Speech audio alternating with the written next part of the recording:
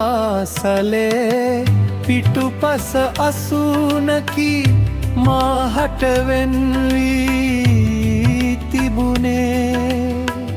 ගුරු මව්වරු මට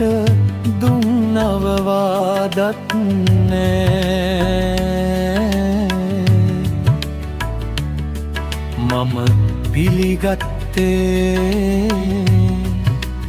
මිතුරන් සමගින් මා කලදෑ මම කොහොමද ලොවට කියන්නේ ගිරියේ රැඳී වෙරග කලේ වැරදි වැඩ එකයි මම අදුරේ උමේ හිරගේ තනිකම පමණයි බය හිතෙනවා